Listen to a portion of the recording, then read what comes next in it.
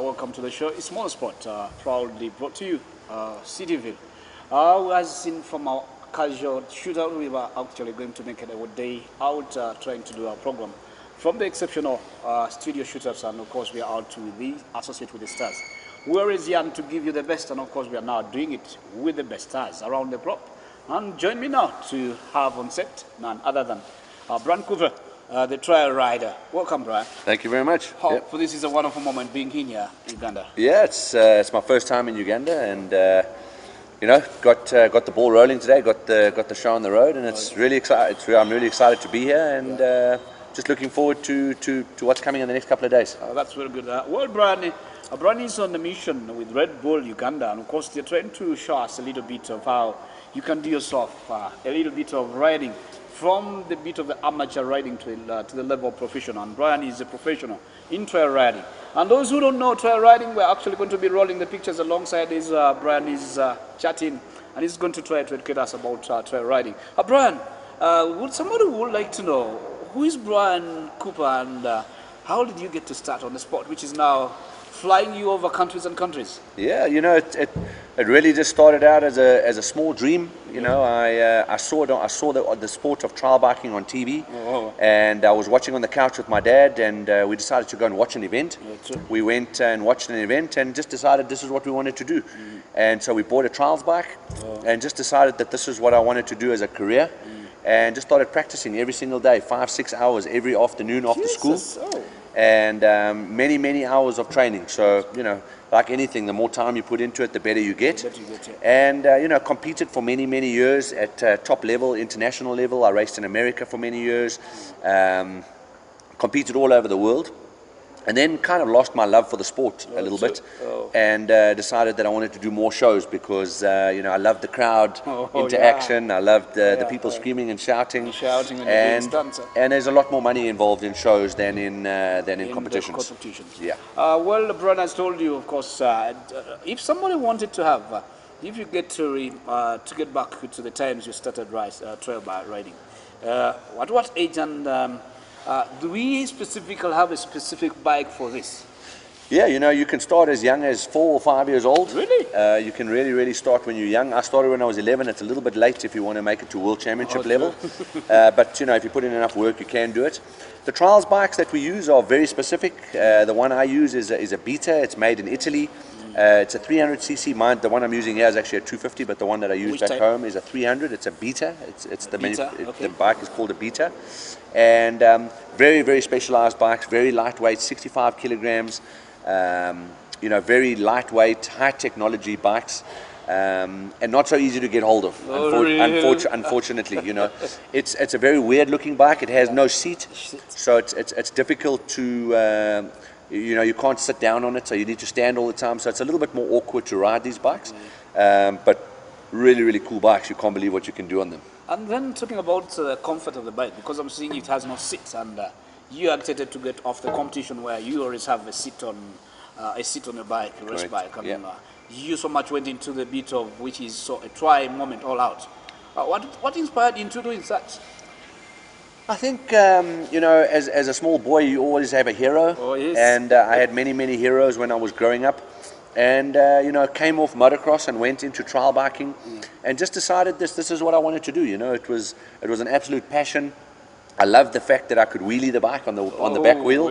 And that was important to me. And that's how it started, you know, just something so silly like just being able to wheelie the bike. And just practiced for thousands and thousands of hours till we get to the point where we are today.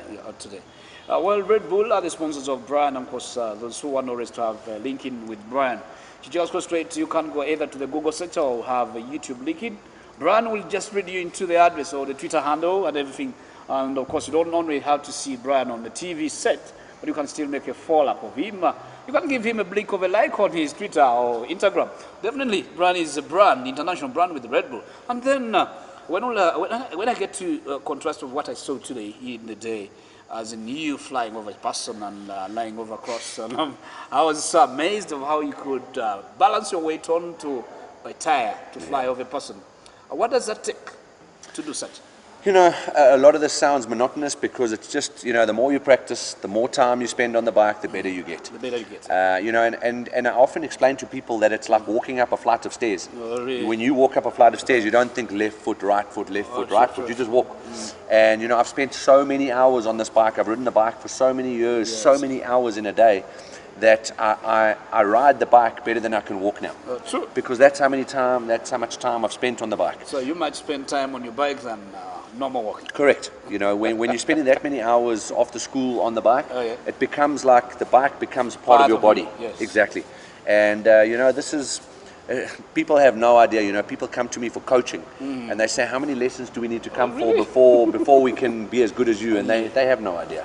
It's a lifetime. It's 25 years of every single day training and practicing. So, you know, the fine motor skills, the clutch, the brake, the back brake, the tires are very, very soft to get maximum grip.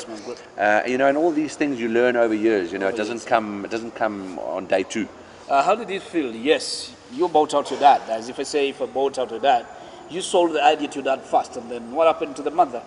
Was she inviting it, as in, you know, looking at your boy who is headed to a sport where you either break a bond, and I heard you say you don't want somebody to ask you a question, huh? No. How many bonds have you lost in a way? Yeah, you know, to be very honest with you, and I've been really, really fortunate. I really haven't had many broken bones compared to a lot of my competitors. I know that you interviewed Nick DeWitt a little while ago. He's been very injury-free as well. Although, you know, in our industry, in our sport, in our industry, we've been very lucky. Well, I've been very lucky. But to the layman, to the average person in the street, they would fall off their chair if they heard how many bones I've broken. You know.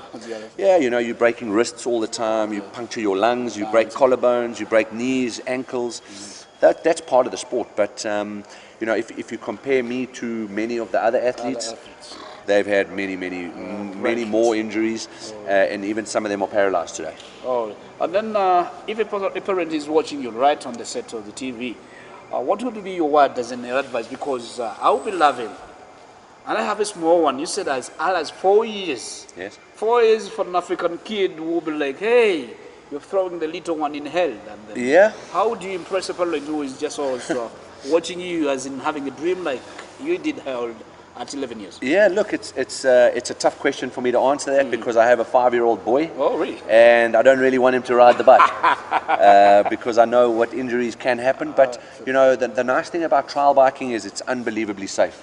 You know, when you look at some of the footage that you guys are going to watch, it looks really dangerous because this is world championship level. Whereas the average person in the street would never ever dream of doing that kind of stuff. You know, they start small and then they build up and they build up and they build up. They don't do that the first day.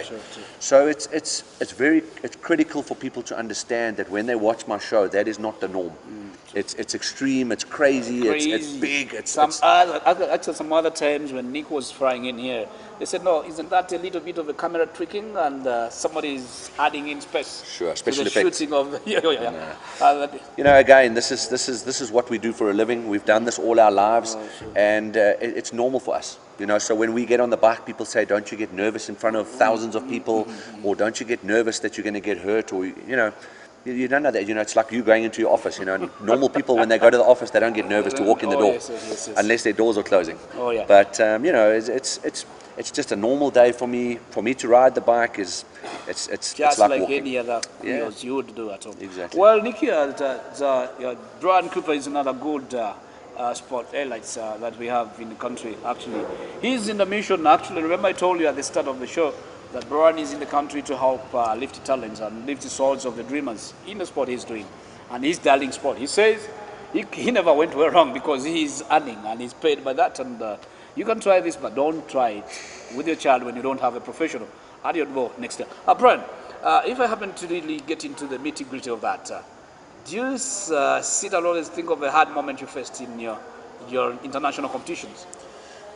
Say it again. Sorry, did you ever feel? What are the challenges you often meet when you go to international engagements? Yeah, you know, being from South Africa or from Africa in general, it's difficult to go international. When you go to America, you know, they ask you, you know, do you have motorcycles in Africa? You know, they have no idea. You know, they honestly think that we live in the jungle. In the jungle, yeah. And so, you know, those kind of barriers were there in the beginning.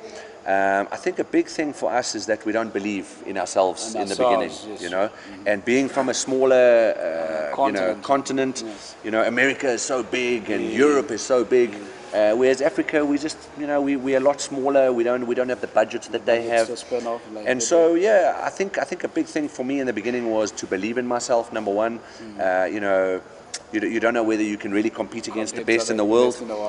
But yes, there are injuries and everything like that. But if you've got a dream big enough and if you want to do something bad enough, you'll work through it no matter what. Also, if you could cite a moment, a lighter moment or exciting moment after deciding at 11, what could be called? What would you judge? Actually, what would you term as your lighter moment under the sport? I think probably a really big highlight for me in my career was one of the big projects that I did with Red Bull was we had the Soccer World Cup in 2010 in South Africa. South Africa, yes. And they built a new soccer stadium. And over the stadium is a big arch. Concrete arch. Oh, really? And it's 140 meters high. Jesus. And there's 550 steps on the way up and 500 steps on the way down.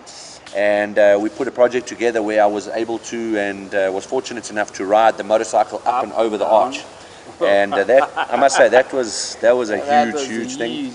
And then I think just to compete against the best in the world, to win 10 championships, is it's been a career that's just flourished from strength to strength, and it's still going. A lot of people said that after 30 years old you start going backwards.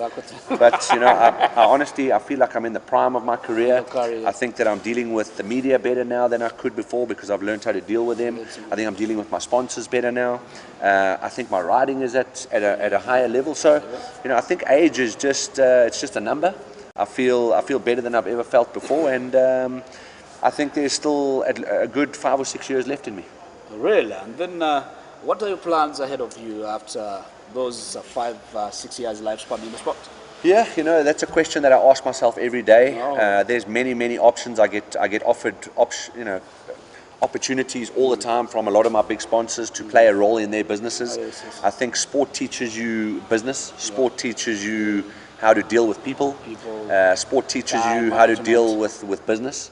And so I've been offered many opportunities in business, but also I want to give back a little bit. And so I think I'll probably get involved in possibly coaching. Maybe try and build up the next big star. In motorsport. Maybe that. I'm also very involved in charity work. My daughter has cystic fibrosis, which is a rare disease, and so I think I would probably get involved with that. Obviously, with me being a personality and obviously having a lot of influence with the media, I think that could raise a lot of awareness for that charity. And so there's so many options, I don't know what I'm going to do yet. Red Bull opened the doors for you. I think Red Bull was part of it, but I think if something's meant to happen, it'll happen. And the skies are the limits, man. You create your own destiny. Really. That's Brian Cooper. He's having a lot to tell us, and he's just in the country for a very short period of time, and of course he's in for a cause by Red Bull Uganda, and they're here to have him to get you into the nitty-gritty of riding, and that's of course definitely trial riding. And Brian, talking about letting you coming over here, it's your first time in Uganda, and of course we want to make a sum up of the whole your visit over here. What would be your hands-on that you feel you should leave in line with your visitation in Uganda in particular as a country, because Uganda has an underlying fan base in the sport you're doing, and I wish you had come on an eventful day, do all those what you did to the media. Oh my, you would have seen guys yelling, jumping over, even wanting to feel is it real? Is it real? So in line with what you guys in Red Bull is mission to have you in Uganda, what would you feel you would love to live as back in Uganda before flying back to South Africa? Yeah, I think there's a couple of things that we're aiming to do. The one from my personal side is I'd like to raise more awareness about motorcycles. I'd like to raise a little bit more about the safety involved. You never ever ride without a helmet, never ride without the equipment. And I think you know, hopefully this is going to be a long, you know, longevity plan with Red Bull Uganda. I love the country here, so I'm hoping that I can, you know, come back in a few, you know, for many years to come. And I think that is our goal, is to build it slowly but surely. You know, we've just got the ball rolling now, and let's see where we go. You know, obviously our plan is to grow and strengthen the motorsport and you know, the federation here. And so, you know, let's see where we go.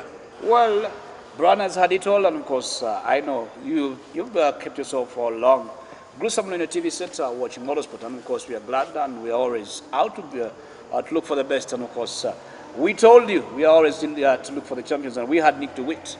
He was one of the exciting moments. We had him at Bosika, and Brian is in Nanshodo with the freestyler, the African's best freestyler, that's Nick DeWitt. And guess what? They come from the same city, that's Johannesburg. That's right. And we've had a light moment, and we believe we shall always live up to give you the best. Brian, thanks for the time. Thank you. And I thank you, the viewers, who have kept it gruesomely for your best show all around the country, that's motorsport. Don't go away, let's get on the bread and come back later.